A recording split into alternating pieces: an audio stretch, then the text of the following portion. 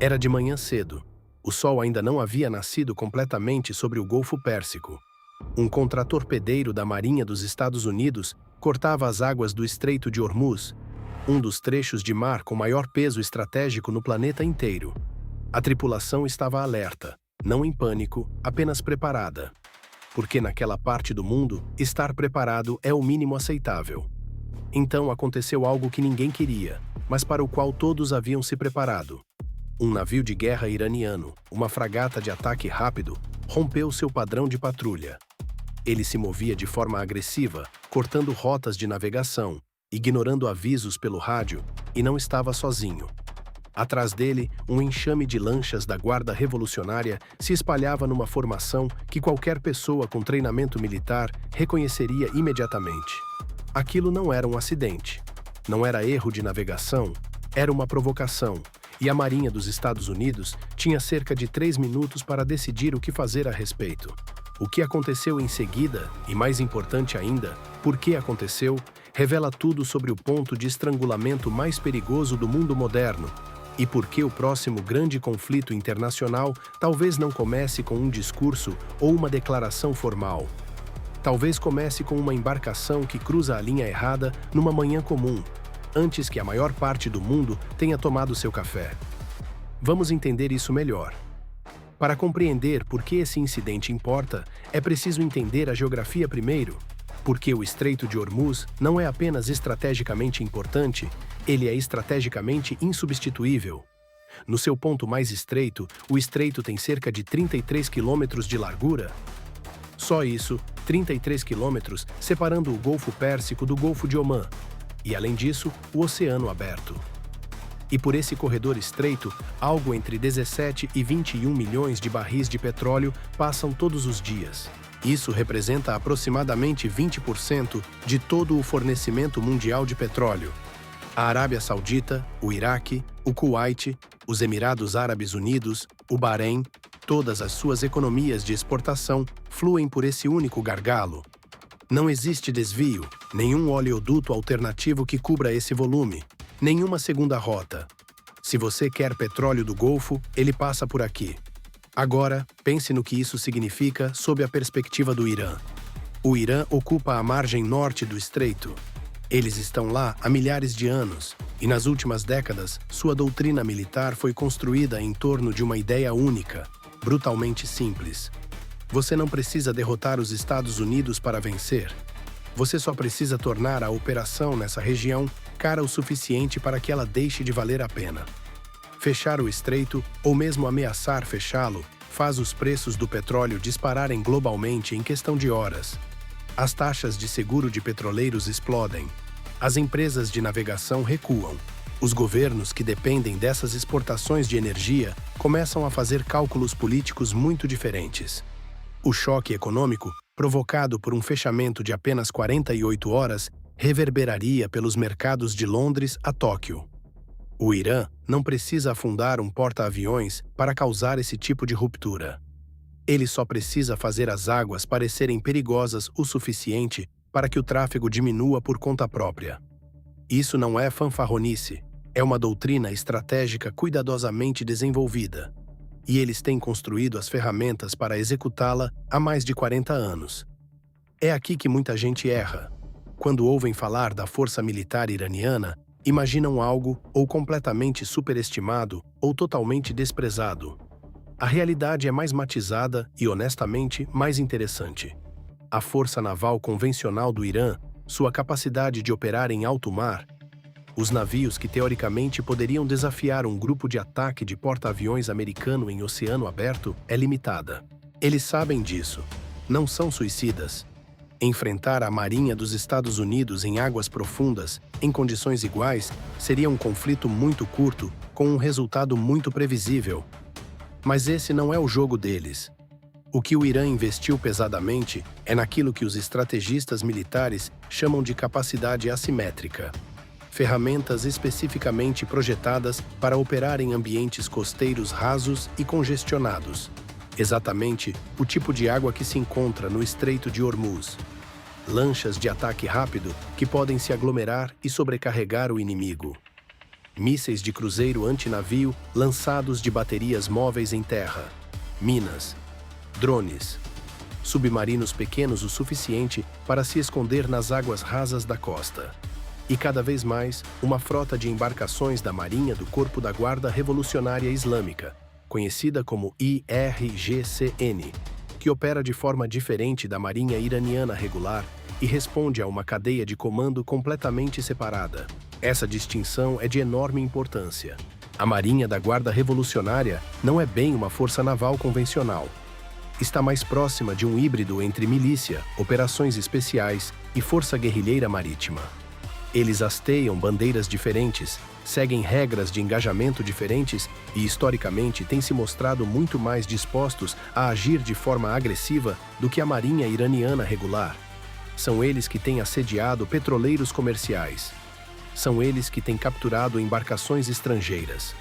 E são eles que estão no centro do que aconteceu nessa história.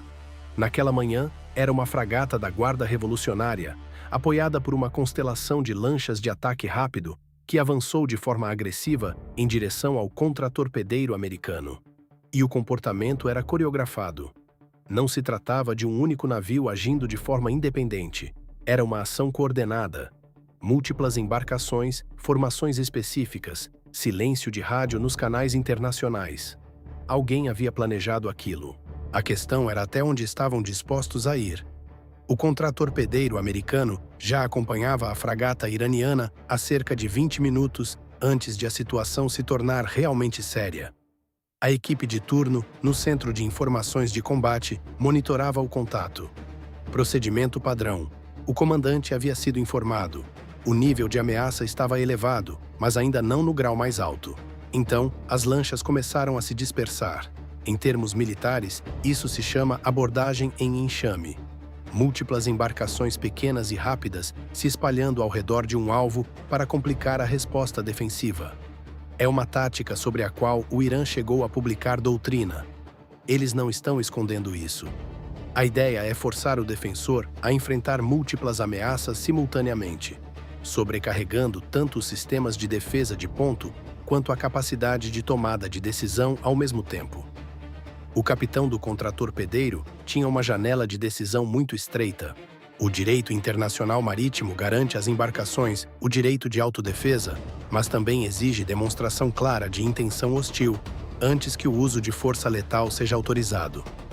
Tiros de advertência, avisos pelo rádio, sinais visuais. Há uma sequência a seguir, e seguir essa sequência leva tempo. Tempo que talvez você não tenha se uma daquelas lanchas estiver carregando explosivos. Essa é a parte que não se fala o suficiente. A pressão humana dentro daquele centro de informações de combate é imensa. Cada decisão é revisada depois. Cada decisão é escrutinada por advogados, por comandantes, pela supervisão do Congresso, e a pessoa que a toma tem talvez 90 segundos. O contratorpedeiro transmitiu avisos em múltiplos canais. Nenhuma resposta das embarcações iranianas. Um sinalizador de advertência foi disparado. As lanchas continuaram se aproximando. A aproximadamente 400 metros, bem dentro do que as diretrizes internacionais marítimas definem como distância de aproximação perigosa, a tripulação do contratorpedeiro assumiu posição nas armas montadas no convés, as metralhadoras .50, os sistemas defensivos menores. A mensagem era inequívoca. E foi então que a fragata iraniana fez seu movimento. O radar de controle de fogo da fragata foi ativado. Não seu radar de busca, seu radar de controle de fogo, o tipo que rastreia um alvo específico para guiar armamentos. O sistema de guerra eletrônica do contratorpedeiro acendeu imediatamente. Todos os alarmes, todos os alertas. Aquilo não deixava mais margem para ambiguidade. O comandante do contratorpedeiro autorizou uma resposta imediata e proporcional. Antes que a embarcação iraniana pudesse completar sua sequência de mira, o contratorpedeiro lançou uma resposta coordenada. O bloqueio eletrônico perturbou o radar de controle de fogo iraniano. Simultaneamente, o grupo de ataque do porta-aviões, operando nas proximidades, que havia monitorado toda a situação, lançou aeronaves que já estavam no ar em patrulha de combate aéreo. A fragata iraniana, subitamente consciente de que havia pintado um enorme alvo em si mesma ao ativar aquele radar de controle de fogo, começou a manobrar. Tarde demais. Em poucos minutos, estava cercada por aeronaves acima e por uma segunda embarcação americana de superfície que havia se reposicionado durante o engajamento. As lanchas debandaram, se espalharam. A fragata iraniana, diante de uma situação tática esmagadoramente desfavorável, desligou seu radar de controle de fogo e se retirou da área. Nenhum tiro disparado, nenhum navio afundado, nenhum marinheiro morto de nenhum dos lados.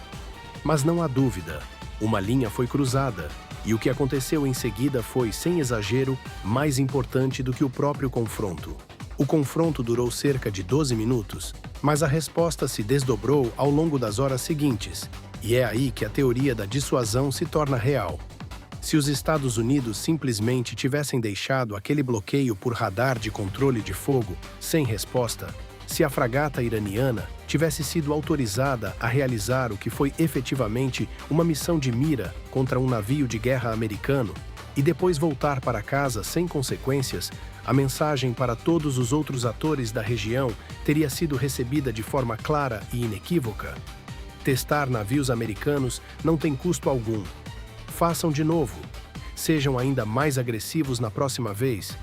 Essa é uma mensagem que não se pode enviar. Não nessa região. Não nesse estreito. A resposta americana chegou por vários canais simultaneamente. Diplomaticamente, comunicações por canais reservados foram enviadas dentro da primeira hora. A mensagem era específica e sem rodeios. O que suas forças da Guarda Revolucionária fizeram constitui um ato de agressão de mira contra um navio de guerra soberano. Isso não será tolerado. Qualquer repetição será respondida com ação cinética direta. Militarmente, o grupo de ataque do porta-aviões se reposicionou. Não recuando, se reposicionando. Movendo ativos para maximizar a cobertura do estreito, ao mesmo tempo tornando visualmente óbvio para qualquer vigilância iraniana que a postura de força americana havia se tornado significativamente mais assertiva. Mais aeronaves foram colocadas em alerta. Navios de superfície ajustaram sua formação para criar cobertura defensiva sobreposta.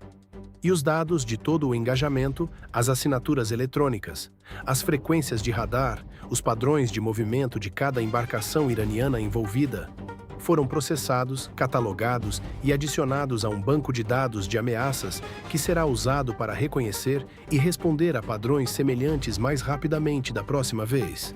Porque haverá uma próxima vez? Todos nessa região sabem disso. Afaste-se por um momento dos detalhes táticos e pense no que esse incidente representa em termos estruturais. O Estreito de Hormuz não é uma crise que vai ser resolvida. Não é um problema com um ponto final. É uma competição permanente, contínua e desgastante entre dois interesses estratégicos fundamentalmente incompatíveis. Os Estados Unidos e seus aliados precisam que esse estreito permaneça aberto. A alavancagem do Irã, sem dúvida sua alavancagem mais poderosa sobre toda a região, depende de sua capacidade de ameaçar essa abertura. Nenhum dos lados vai embora. Os interesses de nenhum dos lados vão mudar. O que muda é a gestão do conflito. A calibração constante de quanta pressão cada lado aplica, como o outro lado responde, quais sinais são enviados e quais linhas permanecem suficientemente inequívocas para que nenhum dos dois tropece acidentalmente sobre elas. O incidente que percorremos hoje é, na verdade, um exemplo bem-sucedido desse sistema de gestão funcionando. Uma escalada perigosa foi respondida com uma reação medida, avassaladora, mas não letal. Nenhuma guerra começou, nenhum marinheiro morreu. O estreito permaneceu aberto. Navios passam por ele agora mesmo, enquanto você assiste a este vídeo. Mas eis a verdade desconfortável. Esse resultado exigiu que tudo corresse bem. Exigiu que o sistema de guerra eletrônica detectasse o radar de controle de fogo rápido o suficiente. Exigiu que o comandante tomasse a decisão certa sob pressão extrema e com prazo curtíssimo. Exigiu que as aeronaves já estivessem no ar. Exigiu que o comandante iraniano lesse a situação tática com precisão e recuasse em vez de escalar. Remova qualquer um desses fatores e você está tendo uma conversa completamente diferente. As capacidades do Irã não são estáticas. Eles continuaram desenvolvendo mísseis antinavio de alcance mais longo, enxames de drones mais sofisticados e capacidades subaquáticas projetadas especificamente para desafiar a superioridade de superfície da Marinha Americana em águas confinadas. A vantagem da Marinha Americana em qualquer engajamento isolado continua sendo significativa, mas a pressão cumulativa de operar nesse ambiente, sempre em alerta, sempre gerenciando a diferença entre dissuasão e escalada, é um fardo que não aparece em nenhuma linha do orçamento de defesa. Há mais uma coisa que vale a pena dizer antes de encerrar, e ela raramente é mencionada nas análises estratégicas. Os marinheiros a bordo daquele contratorpedeiro, os homens e mulheres naquele centro de informações de combate naquela manhã, que começou como um trânsito de rotina, eles não tomam as decisões que os colocam no Estreito de Hormuz. Eles não definem a política externa. Eles não determinam qual nível de força é adequado num impasse geopolítico que vem se formando há décadas. Eles simplesmente aparecem, treinam constantemente, mantêm a prontidão e, quando um radar de controle de fogo mira no seu navio, executam os procedimentos que ensaiaram 1000 vezes com um foco e um profissionalismo que a maioria das pessoas jamais vai apreciar plenamente, porque a maioria das pessoas jamais vai ouvir falar disso. Esses engajamentos não chegam ao noticiário da noite. As declarações oficiais, quando vêm, são vagas. Segurança operacional, considerações diplomáticas, a preferência silenciosa dos governos de desescalar em vez de divulgar. Mas eles acontecem com mais frequência do que se imagina. E cada vez que um deles termina sem baixas, sem um navio afundado, sem uma guerra começando, sem um petroleiro em chamas na rota de navegação mais crítica do mundo, isso representa milhares de horas de treinamento, bilhões em investimento em defesa e seres humanos se saindo de forma extraordinária em condições que a maioria de nós não consegue sequer imaginar. O Estreito de Hormuz ainda está aberto hoje. Isso não é algo garantido, é um resultado. O Estreito de Hormuz não é apenas uma lição de geografia ou uma nota de rodapé na história militar. É um ponto de tensão ativo e contínuo, onde as decisões tomadas em frações de segundo têm consequências sentidas nos preços dos combustíveis, no comércio global, nas relações diplomáticas e nas vidas dos marinheiros de ambos os lados de uma faixa de água muito tensa e muito estreita. Entender por que esses confrontos acontecem, como são gerenciados e qual é a lógica estratégica de cada lado, isso não é apenas curiosidade militar. É entender como o poder realmente funciona no mundo moderno, não por meio de discursos e cúpulas, mas por meio de bloqueios de radar e janelas de resposta. E de comandantes tomando decisões que jamais chegam às manchetes.